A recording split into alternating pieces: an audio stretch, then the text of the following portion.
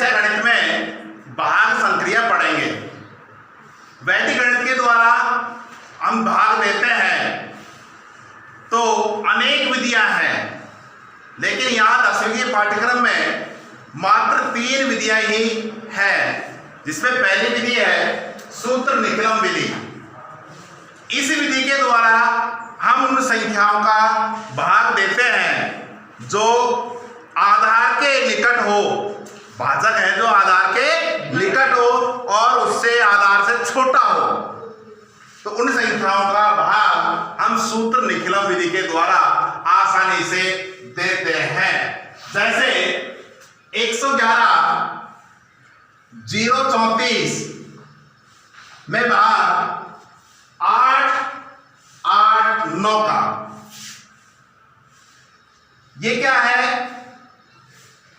आधार के निकट है और आधार से छोटा है। भाजक है वो आधार के निकट होना चाहिए और आधार से छोटा होना चाहिए, तो उन संख्याओं का भाग हम सूत्र निकलम विधि द्वारा आसानी से दे सकते हैं। तो यहां आधार कितने का हुआ? 1000 का, क्योंकि 1000 के नजदीक संख्या है। तो इस विधि द्वारा हम भाग देते हैं तो 3 खंड बनते हैं। तीनों खंडों को पहले लिख लो।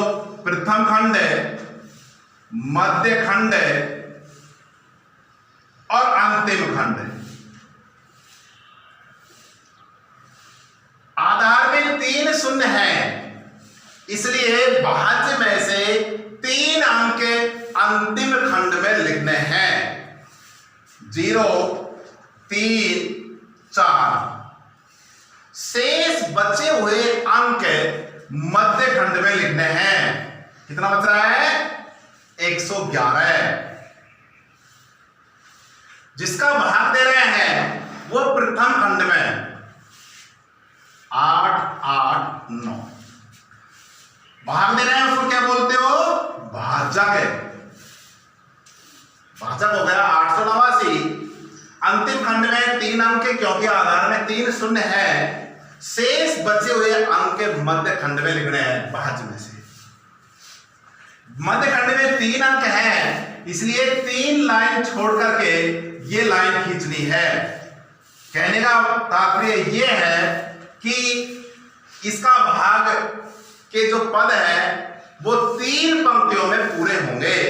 मध्य में 2 अंक है तो 2 लाइन छोड़ करके लाइन खींचनी है, और 3 अंक है तो 3, 4 है तो 4। उसके बाद यहां आता है पूरक अंक। पूरक अंक कह दो चाहे पूरक संख्या कह दो। अंक तो क्यों बोला मैंने? क्योंकि यहां एक एक अंक की बात करनी है। पूरक अंक होता क्या है? संख्या और आधार का अंतर। संख्या कौन सी? भाजक।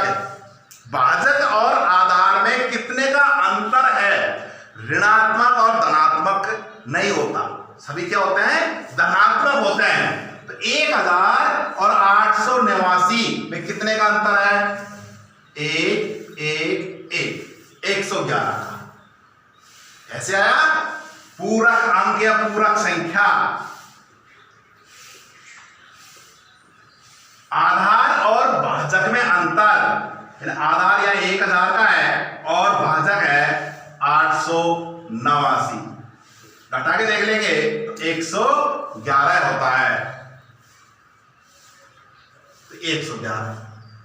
अब क्या होगा? इस 1 को यहां उतारेंगे, 1 को 1 से गुणा करेंगे, 1 को 1 से 1, इस 1 को इस 1 से, ये पहली पंक्ति का कार्य पूरा हुआ। इस 1 को उतारा, इस 1 को इस 1 से गुणा किया, यहां से लिखना शुरू करेंगे। इस सब उतारा है आपने। इस 1 को इस 1 से 1, इस 1 को इस 1 से 1। अब खाली है पंक्ति, ये इसको खाली छोड़ देंगे, अब डैश का चिन्ह लगा देंगे। इसको इसमें जोड़ो 2, वही काम करेंगे। 2 को 1 से 2, ये तो उतारा है, जोड़ा है आपने, इसको यहां से अगले अंक से लिखेंगे। 2 को 1 से 2, 2 को 1 से 2, जोड़ो इसको भी। 2 1 3 और 1 4। इस 4 को 1 से 4 को 1 से और 4 को 1 से, ये आपका भागफल आ गया। और इधर आएगा जो आएगा शेषफल।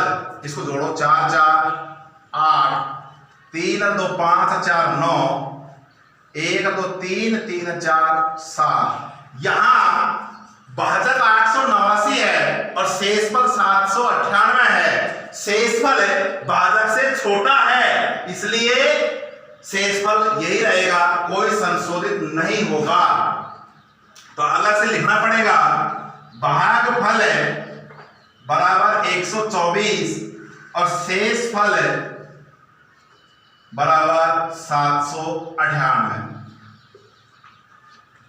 ये यहां पर तो भागफल आता है और यहां पर आता है शेषफल। ये भाग की प्रक्रिया पूरी हुई किस विधि के द्वारा? सूत्र निखिलम विधि के द्वारा। इसी प्रकार हमें अन्य एग्जाम्पल और ले सकते हैं, लेकिन शर्त क्या थी? आधार के निकट भाजक होना चाहिए और आधार से छोटा होना चाहिए, तब यह विधि लगेगी, तब इस विधि के द्वारा भाग दिया जाएगा। तो अन्य कोई एग्जाम्पल और लेते हैं। उसके लिए 3994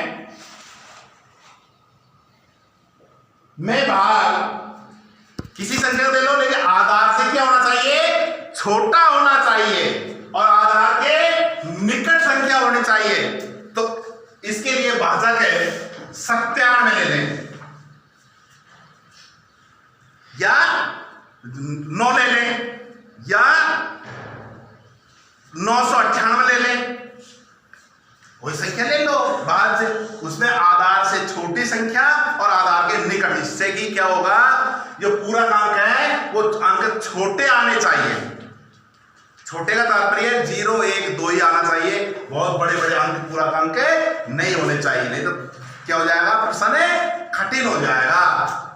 यहां आधार 100 के नजदीक संख्या है, आधार में 2 शून्य हैं, इसलिए भाज्य में से अंतिम 2 अंक अंतिम खंड में लिखेंगे, शेष बचे हुए अंक मध्य खंड में लिखेंगे। भाजक हम जितने का भाग दे रहे हैं 97 का, पूरा अंक मैंने बताया था संख्या और आधार का अंतर, लेकिन ऋणात्मक नहीं आएगा। यहां संख्या होगी 97 और आधार हो गया 100, अंतर कितने का हुआ? 3 का हुआ, लेकिन 3 नहीं लिखना, 03 लिखना है, क्योंकि आधार में 2 शून्य है, इसलिए 2 अंक होने चाहिए। यहां 2 अंक है, इसलिए 2 लाइन छोड़ करके लाइन खींचनी है। 3 उतारा, 3 को 0 से, 3 को 3 से, पहली पंक्ति का कार्य पूरा हुआ। 3 को उतारा, 3 को 0 से गुणा किया 0, 3 को 3 से गुणा किया 3 दिया 9, डैश लगा दिया, 9 में 0 जोड़ा 9, 9 को 0 से गुणा किया 0, यानी लिखना, अगले अंक से लिखना है। 9 को 3 से गुणा किया 9 दिया 27, ये भागफल आ गया। इधर आएगा वो क्या आएगा? शेषफल। 4 और 27 31, आसिन 3, 9 2 18 और 3 21। यहां भागफल कितना आ गया? 211 और शेषफल कितना आ गया? 39। लेकिन यहां भाजक जो है 97 ही है, तो शेषफल इतना हो सकता है क्या? नहीं हो सकता, इसलिए इसको क्या करना पड़ेगा? संशोधित करना पड़ेगा।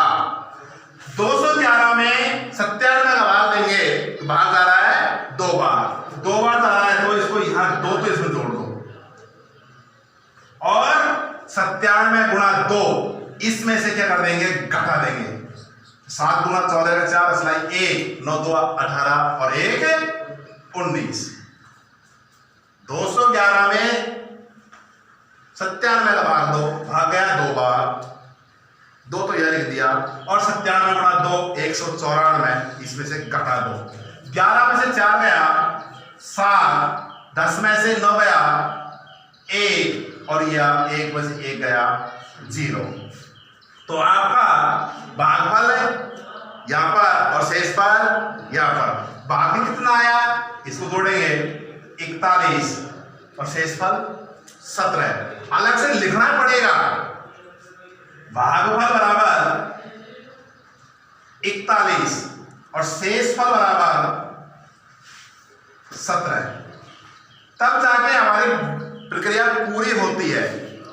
तो इस प्रकार से हम सूत्र निकलन के द्वारा अन्य उदाहरण भी ले सकते हैं। आज का टॉपिक में हम इतना ही करेंगे। सूत्र निकलन का कोई भी संख्या लेकर के, कोई भी भाज्य लेकर के, कितना भी भाजक लेकर के हम भाग लेकर के अभ्यास करेंगे। ऐसे आप